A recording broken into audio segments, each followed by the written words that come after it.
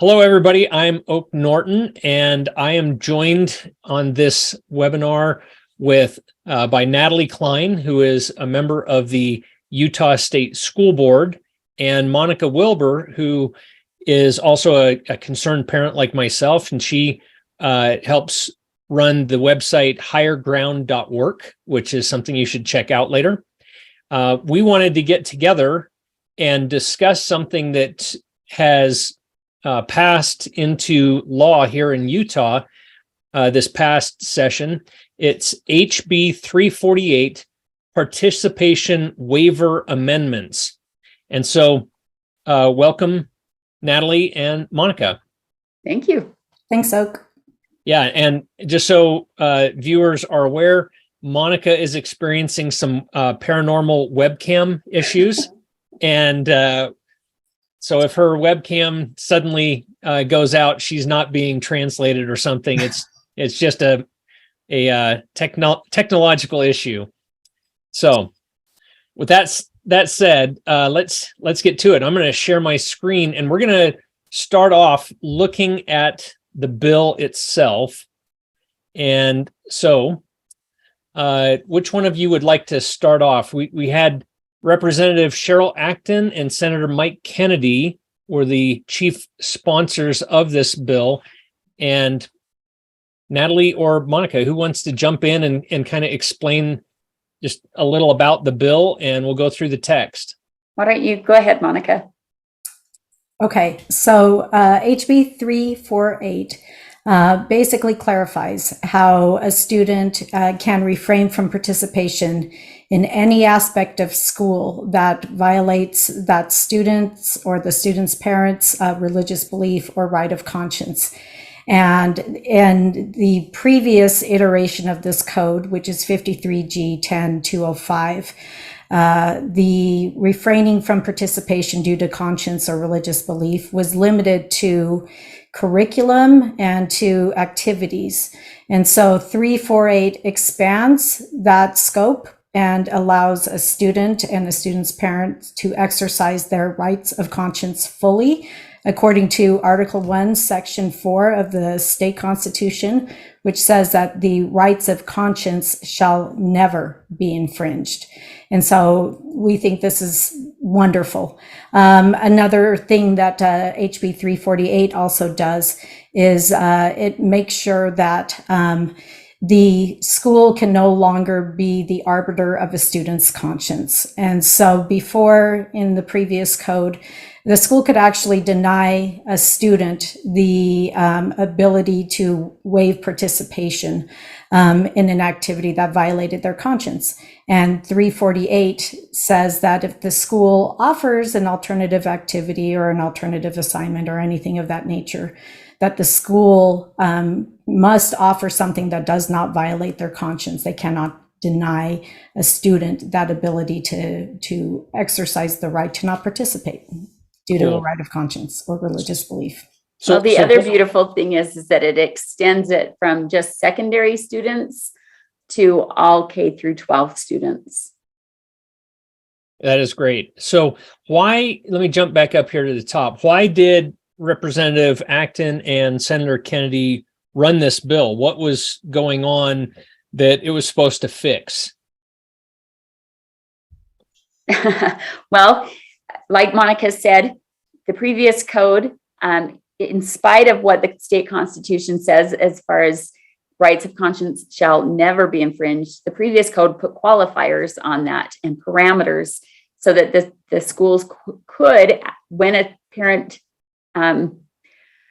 filed a waiver of participation, the school could ultimately deny that if they decided that whatever the curriculum or assignment or activity was, they could just say it's required, and they could deny that waiver.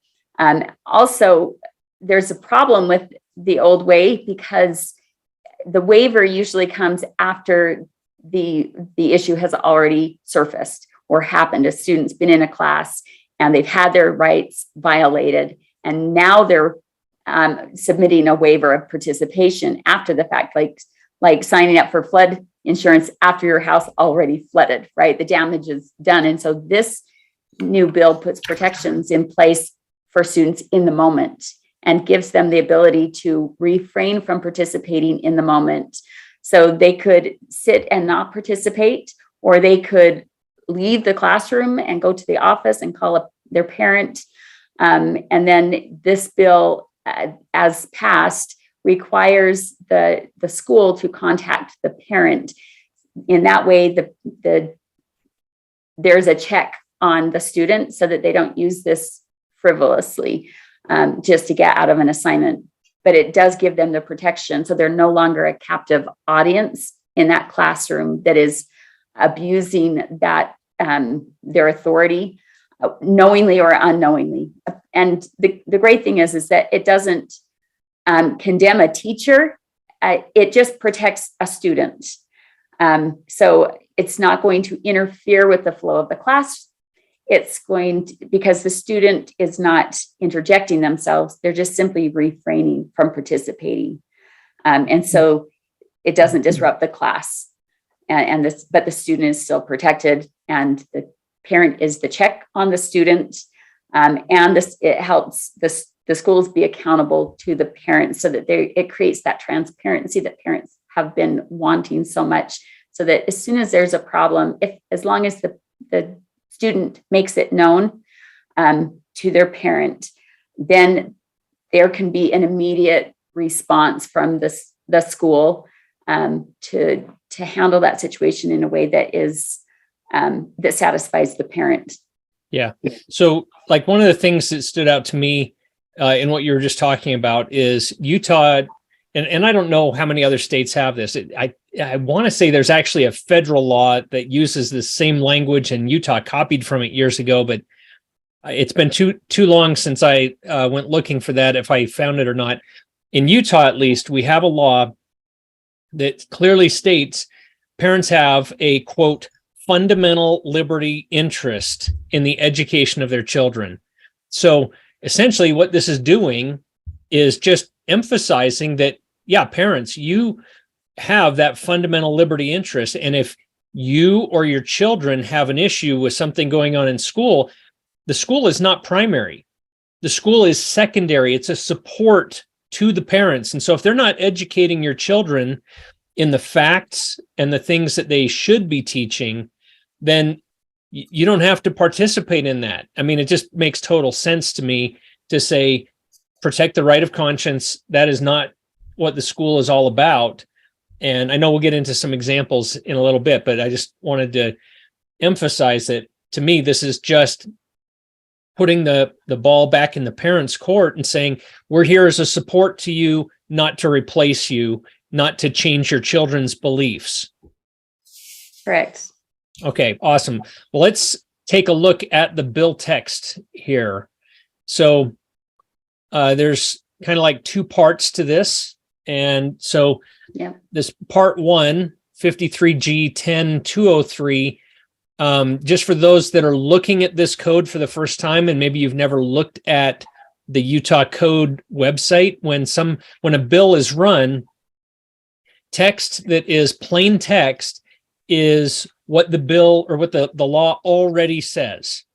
And then when a bill is filed and it's, goes through the process, anything that is struck out has that line through it, like this, and this stuff down here means that is being removed in this bill. That's the purpose of this bill, is to strike that out, remove it.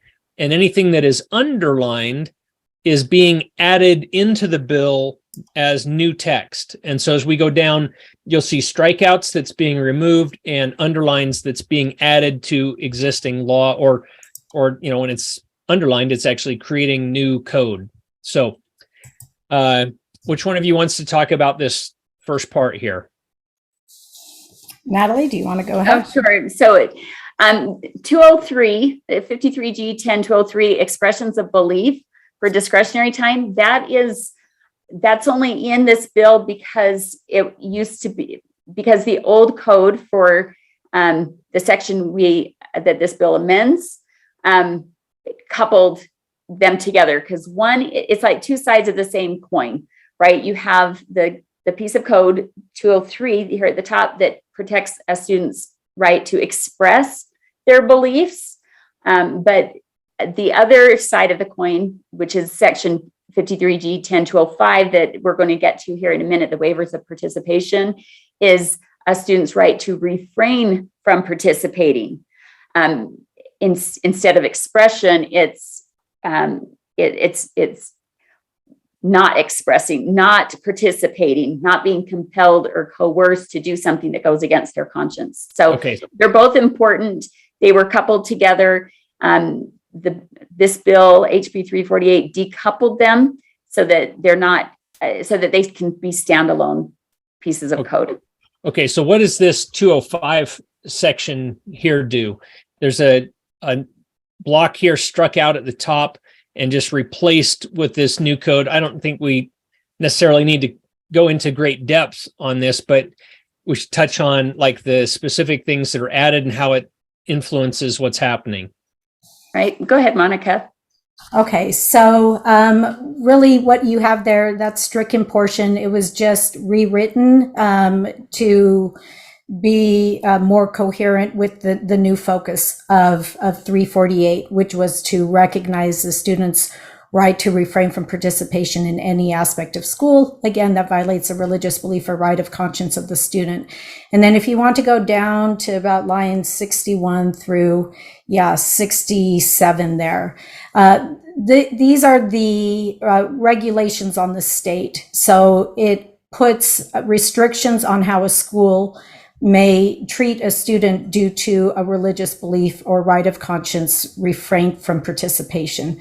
So a school may not, in any aspect of school, require or incentivize a student to affirm or deny the student's or the student's parents' religious belief or right of conscience. That was in the previous code. It may not engage a student in a practice that violates or is contrary to the student's or the student's parents' religious belief or right of conscience. Or, and that one also was in previous code, 3 is different. Penalize or discriminate. A school may not penalize or discriminate against a student for refraining from participation due to the student's or the student's parents' religious belief or right of conscience. And that's important. Now, it said something to that effect in the previous code, but it's a little bit different there as far as the discriminating against.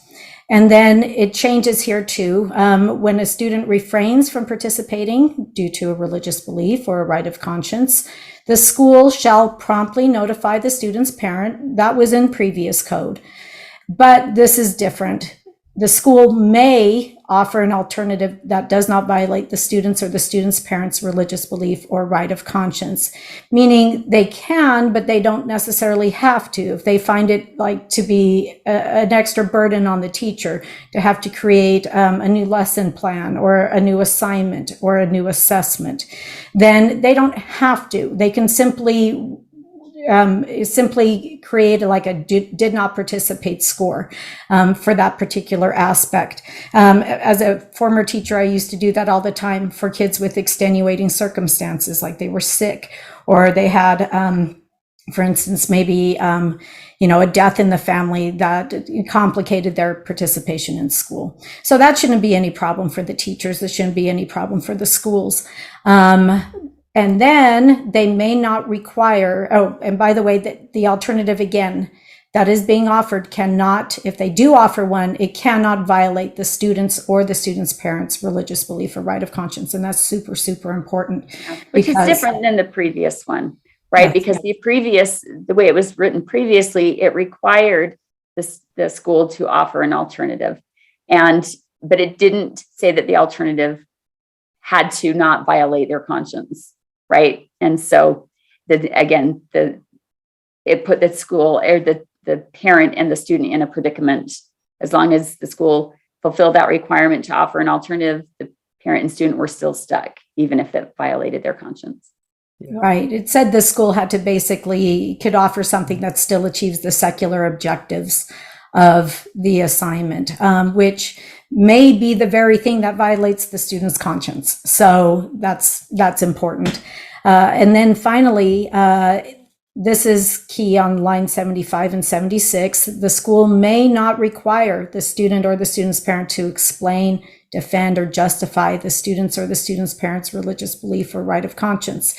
And that language was actually straight from this Attorney General memorandum that was written in 2017 for the Federal Register, which is this big document that details the religious protections that rightly belong to us as citizens of this nation, and that are part of our inalienable rights and just protected by the law. And so that's really important. You shouldn't have to defend it. If you have to start defending your right of conscience or your religious belief, do you really have it in the first place? So that's a nice provision. Okay. And there's line 77 and 8 here. Yep, it says that the student's parent may waive the student's participation in any aspect of school that violates the student's or the student's parents' religious belief or right of conscience. So instead of the state being the arbiter and deciding what waivers to approve or deny, it's the parent that gets to choose whether the student can not participate or participate. The student still has that protection in the moment to refrain from participating, but then the school has to contact the parent, right? And the parent then becomes the check on a school or on the student for, so the student doesn't abuse this privilege just to get out of an assignment that the parent feels is just fine. So this next couple lines here could give us a little bit of pause. That the state board rulemaking ability is now going to determine how to interpret this. And so, Natalie, I don't know if there's already been some discussions at the state board about this, how it's happening, if there's anything you can share about that, but sure. Like, what are some of the concerns and what's the discussion going on? Yes, in our first meeting after the legislative session happened, there was a legislative update by our Deputy Superintendent over policy, Angie Stallings, and there was expression from her as well as a couple other board members, some concerns about the vague language, what is this going to look like, schools being worried about how this might play out and the extra burden on them, and who will watch out for who will supervise these kids if they're not in class, what does rights of conscience mean? Who's going to define that, these kind of things. And it's funny because there was they acted as if this was going to be so hard, but the board actually had a rule on this piece of code for 25 years until 2019, when the board repealed it because they said it's already in the Constitution. So we don't need that in rule. We're just repeal that. It was called Constitutional Protections for Students in School. And they just repealed it like it was nothing. There was really no discussion on it. Went back and looked up that old meeting, and it was kind of shocking to see how they just kind of tossed it in the round can, like no big deal. And we've seen what's happened since 2019, even though it wasn't perfectly written then. We've had such an assault on our kids since that rule was repealed. And the whole time, they said, what does promptly mean? Contact the parent promptly. And yet that was in the old bill. So all these things are raising questions about they had already addressed. But this bill doesn't actually require the board to make a new rule. It says, they can, because the board has administrative rulemaking authority, whether or not it's in the code. They can still make a rule on it because they have that authority. Mm-hmm. And so this just says that they have to make their rules, their administrative rules, consistent with this section. That means extant rules, ones that are already in place, ones that they make in the future that intersect with the provisions of this bill. They need to make it consistent so that there's nothing conflicting with this. It doesn't mean they have to make a new rule. And Okay. so to add to what Natalie said, right now, 53G 10204 is currently referenced in two extant state board rules. I believe they are 700 and 404, if I'm I correct. think you meant 205. Oh, 53G 10205, yes. This one that we're This talking code, about. yes, is referenced in two board rules, which are R277 700, and I believe the other one is 404. Okay. So those, and you know, they just barely reference it. Those are the only existing parts of board rule that right now reference 53G 10205. So technically, we would have to go back and look at those rules and make sure that they are consistent with this. Okay. Well, that's going to be an interesting process, and it's going to be subject to some scrutiny as well. So I guess that's not for us to decide at the moment, but we'll evaluate that as it happens. So schools can't discriminate or penalize parents or students. And what are they, let's just talk about how schools do that right now. What are some examples? I know there's a number of them out there, but what are some examples that you're both familiar with recently that may have given rise to this bill being run this session? Well, one of the first ways, Oak, would be requiring a student or a student's parent to explain, defend, or justify, right, a religious belief or a right of conscience. So that's already written into the bill. But some things that aren't in there would be something like imposing upon them a definition of religious belief or right of conscience, which if the board were to go and try to create a definition, then that would force parents and students to explain according to that definition. So defining it in and of itself would be a penalty or a form of discrimination. Is that happening right now, though, in schools that you're aware of, like that particular issue?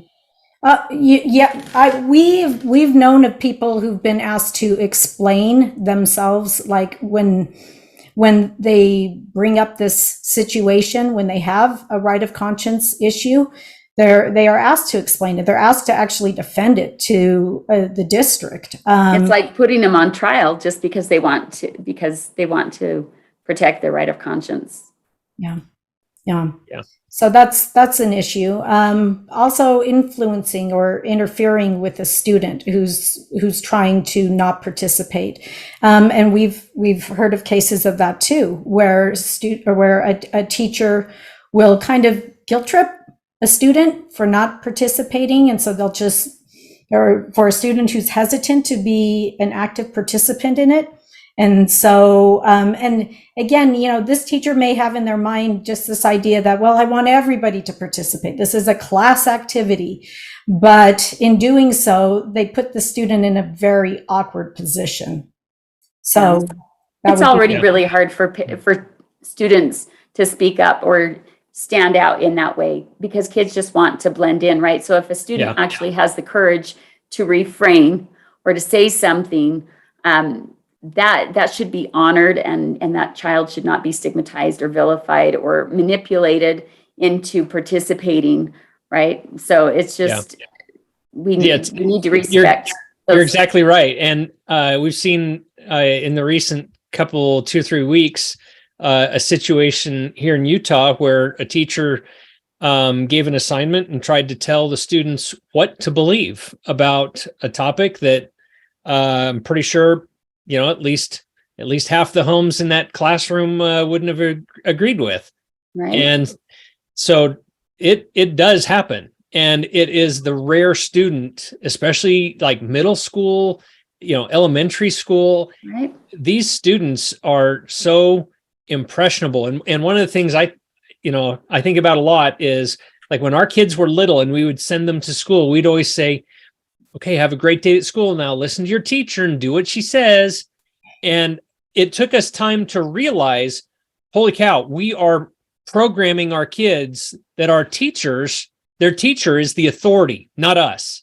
Yeah. And it came back to bite us at one point when our kids would push back, and we'd say like, well, wait a minute, that's not how it is. And they'd say, well, my teacher said it is, and Right. we were like, oh my gosh, Right. And suddenly they're alarm- not listening to the parent anymore. yeah, alarm bells are going off, and we're like, oh my goodness. And so, like, all you parents out there listening, do not say that to your kids. What we kind of switched to was, now look, you're going to go to school, and if the teacher is just teaching you things that are right in line, it's math and you're doing actual math, then great. But if they do something that makes you a little uncomfortable, they may be wrong. And so we want you to come home and tell us, and help us to help you, because your teacher doesn't know everything about everything. And so we're the ones that, we want you to come back and allow us to work with you, and we'll call your teacher if we need to and get clarification, but it is in the parent's court. It's in the home that control should reside. Right. So, well, and we've seen it in, with the state assessments, right? Parents can opt their students out of state assessments.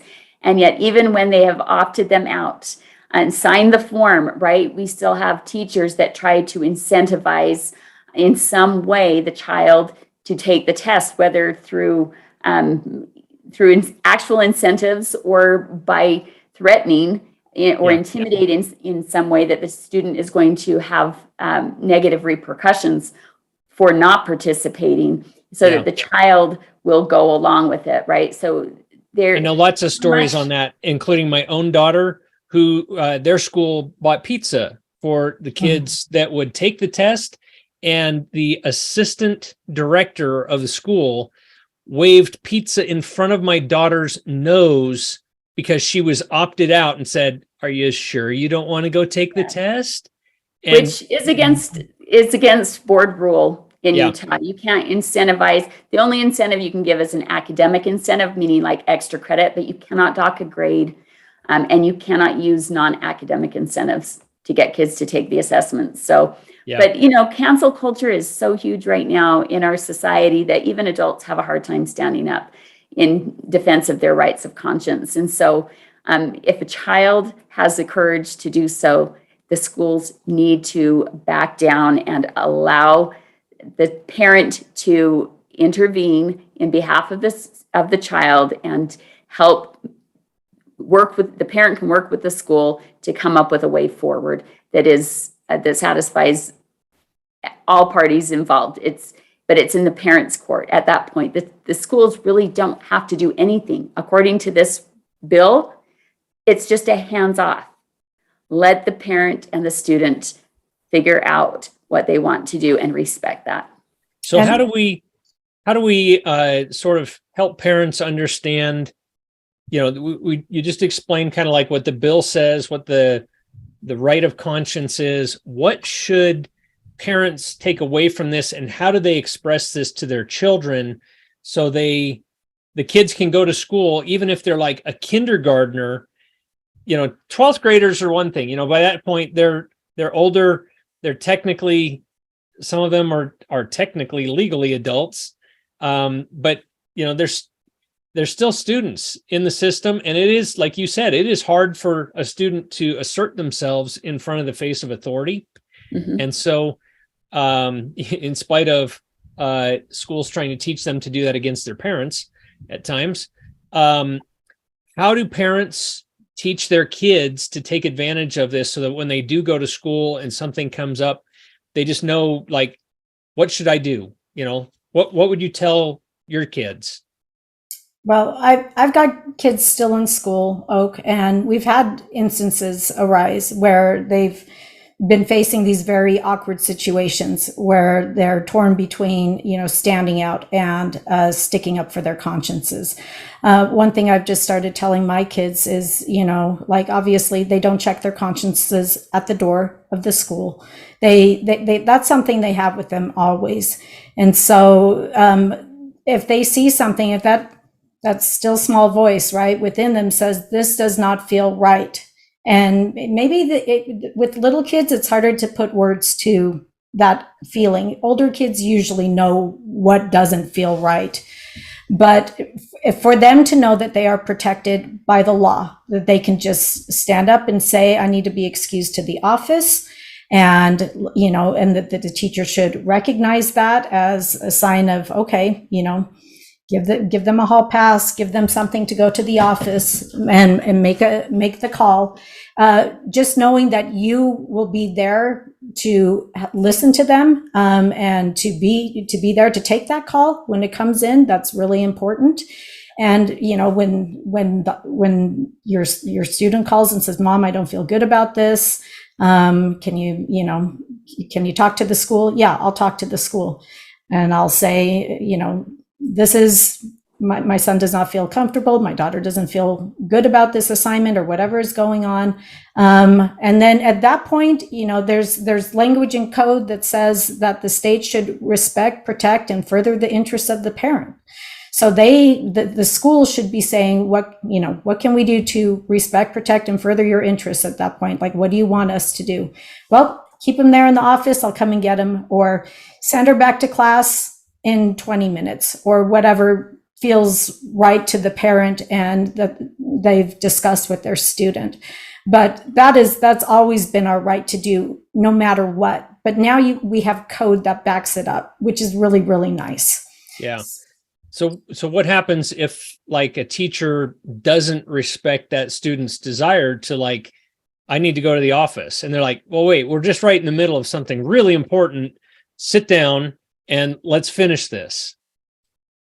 Well, that student, if that's my child, I tell them, you get up and you leave anyway.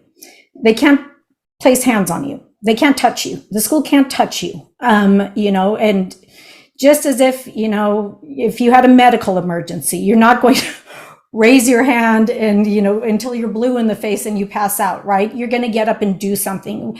We need to teach our kids to act and not just be acted upon. And that's really key. Like, it doesn't matter if they look at you weird or anything like that. If you need to get up and you need to leave, do it. You do the right thing, the consequence will follow, but you call your parent, and your parent will be the one who will be in your corner and to help sort out what's going on. And that's our prerogative. So if parents can just reassure their children that they've got their back, that if a student has the courage, if their child has the courage to say something and go and call home, mom and dad are going to respond with love and care and concern, and they will intervene on behalf, so the student won't be in an awkward situation where then where the school tries to drive a wedge between the parent and child, or pit the two against each other. The parent is going to come up behind the student and defend and protect and find a workable solution, with the promise that's in code that the school will not penalize or discriminate against the student in any way. And like we said, there's a lot of different ways that they could do that, because a lot of what is happening in the schools, they are trying to implement with fidelity, meaning having outliers or kids that don't participate kind of throws a wrench in their plans. But we have to remember that systems do not have more rights than students.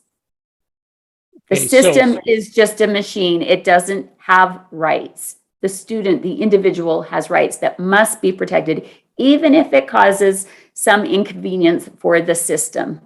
Yeah. Okay. So let me ask one more question, and then I want to run through a couple scenarios. So this bill, there are no penalties written into the bill for the system, teacher, educators, administrators. And there's plenty of examples right now of, infractions on this bill. I know the bill doesn't take effect till a little later. Is it May 1st, I think?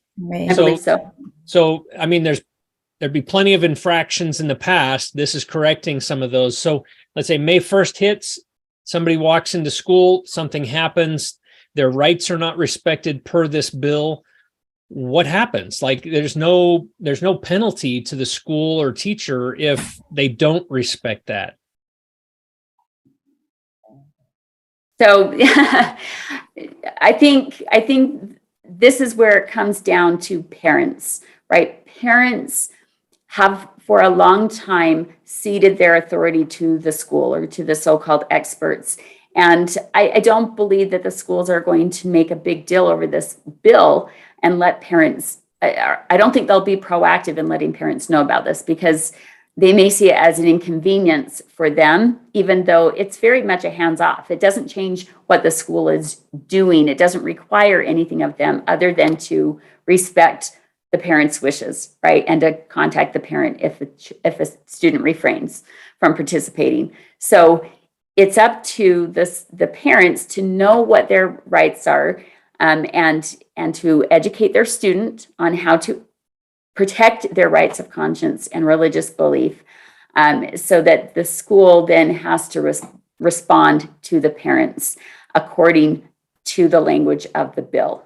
So, okay, let me ask this question. I know that the state has a hotline for when schools are stepping outside their bounds. So if something were to happen, the parents should basically file a claim with the state office hotline, so that do all board members get notified when that happens, or does it just go into kind of a black box at the state office and you don't really know like how many infractions are happening? That's a really good question. It does not come to the full board. It goes to those in our audit department. And on occasion, we are made aware of some of those things that come in. I would recommend that anytime somebody sends something to the education audit hotline, there's an email for it, audit@schools.utah.gov, that they also copy the board email on it, which is board@schools.utah.gov. So send it to both, and then we will for sure see it. Because some make it to us and some don't. Right. But the audit department decides from there whether to send it back to the local level to take care of, or whether to send it on to UPAC, which is the Utah Professional Advisory Committee that deals with teacher licensure issues if they've violated educator standards. And if something needs to be investigated in that realm. So this may be something that needs to be taken beyond that if our board doesn't respond, and I'll surely try to get something in place that we can include that, so that it's something that as a state board we respond to those, and not just send them back to the local level that already violated. And doesn't always respond to their own or police themselves on those issues. So to add to what Natalie said really quickly, Oak, this rights of religious belief and conscience are First Amendment rights. And these issues are taken very seriously at the national level. Litigation has been successful time and time again through the Supreme Court when it comes to protecting religious belief and right of conscience in the public square, especially and including in schools. And so I can't imagine that the schools or the districts really want to open that door, because if they were, their chances of prevailing would be slim to nil, I would say.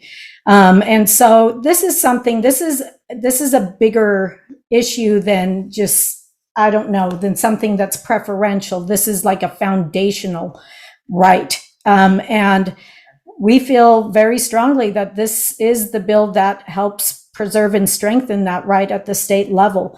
And if the state is actively involved in violating your constitutional rights, and if parents are diligent in documenting, making sure they have documentation of as soon as this happens, making sure they have some way of recording, documenting the instance as it unrolls, they will be in a very good position to make the case against the state that constitutional violations are taking place. Right, and I would recommend that parents have this bill language on hand for these situations, so that they can cite the language of the bill or the code, the new code, in the moment, so that the schools know that the parent knows what they can and can't do, what the school can and can't do.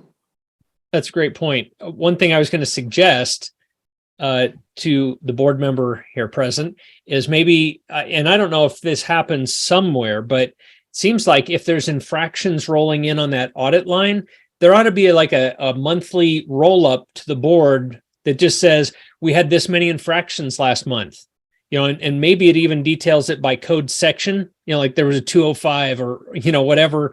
There were 3 of them that were reported, or 30, whatever it is. And I can see when this goes into effect, there could be a lot more as people start to learn to exercise that right. So, okay, let's talk about a few scenarios real quick. Student is in middle school. They go to school and teachers displaying a gay pride flag in the classroom. So, I mean, they walk in, they feel a little uncomfortable. Maybe the teacher references it, and just does something that tweaks that person's conscience. And they're like, what am I getting subjected to here? I thought this was a math class or a history class or whatever. What about something like that? Go ahead, Monica. I'll let you take it.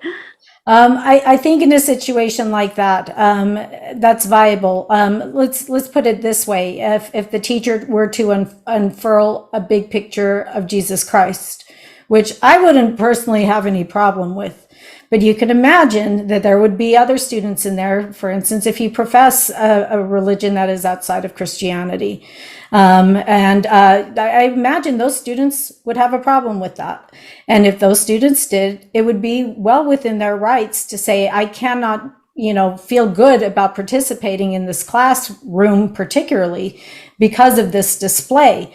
And the school could not penalize the student. So they would have to figure out something, an accommodation that would be acceptable to the student and the student's parent. I think that's fair. And it's only fair to do the same for a student who felt likewise about an LGBTQ flag. Yeah. And this goes back, I remember years ago, somebody pointed out that the reason, and a lot of people don't even know this, but it was Karl Marx that wanted free public education. It was written into his 10 planks of the Communist Manifesto. The reason that he wanted that in there as one of the 10 key planks of the manifesto is because you could eliminate Christianity by saying, well, free public education means it's public taxpayer dollars coming in. So if somebody's uncomfortable, like an atheist, you can't push Christianity on them in the classroom because it's public money. And the public, the state is secular. It's not religious. And so the flip side of that is exactly like what you just pointed out, Monica. The flip side of that is, well, all these other patterns of thought that are not fact-based educational content are belief systems.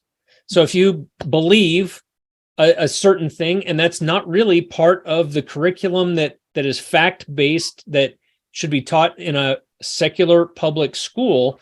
Secular humanism is a religion. Atheism is a religion. Christianity is a religion. So if you're going to eliminate one, you've got to eliminate all of them. And so in essence, this bill kind of levels the playing field and says, hey, beliefs are done. We're just going to focus on facts. Yes, it does. It protects people on both sides or all sides of issues so that the rights of conscience shall never be infringed. That is one of the most beautiful things about that foundational right, is that it applies to all. Yeah. So what about a situation where, say, climate change comes up? It's kind of a sensitive issue, but and very polarizing. You get a number of people who are like, the consensus is in. Okay. And then you get the other side who are like, well, the consensus is in only because the people on the other side of the issue are being silenced. And so the consensus is not really a consensus.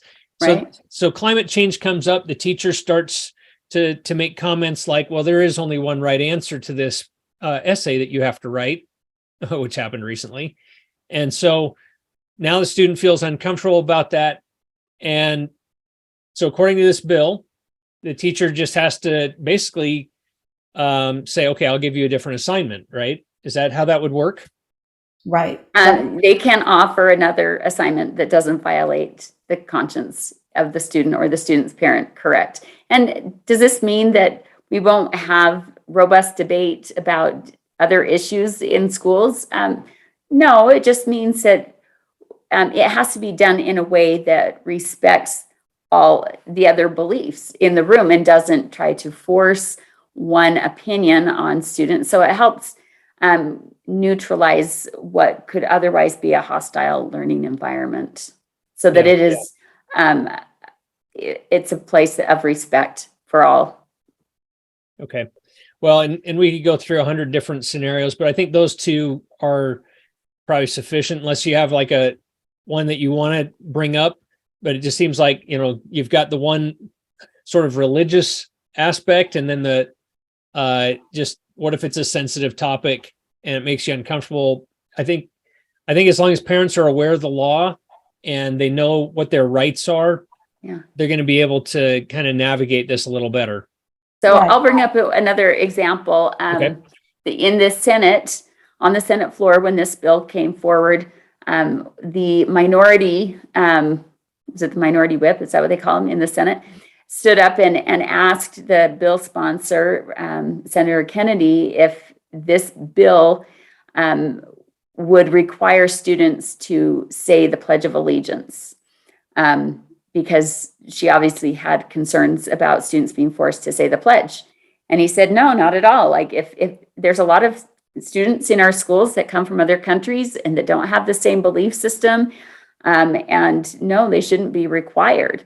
And this doesn't allow them necessarily to, protest against the Pledge of Allegiance. It just allows them to refrain from participating. And that was sufficient that all the senators voted unanimously to pass this bill, which is a huge deal, right? Because people tend to look at this as a conservative-based bill, but it really does protect people on all sides. It doesn't. Now, back to the beginning, of the bill, it referenced the code 53G 10203 on expressions of religious belief that can be more outward. There are already things in law that put parameters on that, so that when you do express a belief, an outward expression, you do it in a way that is not disruptive of the learning environment. So by not saying the Pledge of Allegiance, that's not being disruptive. Now, if you were to disrespect the other students in the class who were saying the Pledge of Allegiance, that's a totally different scenario, right? Because now you're being disruptive and disrespectful of other people and in exercising what they do believe in, right? So it's simply a refrain from participation. Cool. Well, thank you both for coming on and helping to enlighten me and others. And I think that'll be really helpful, and just want to encourage everybody that's watching this to share it with others, because it only really gains power when more parents understand what their rights are. And you need to share this with other people so that they get a grasp on that, and then they in turn can share it. So share away, post the video on social media or the link to this webpage, and let's get people educated. Sounds great. That's what we're trying to do. So thanks, Oak, for having us on. Yep. Thank you so much. Thank you.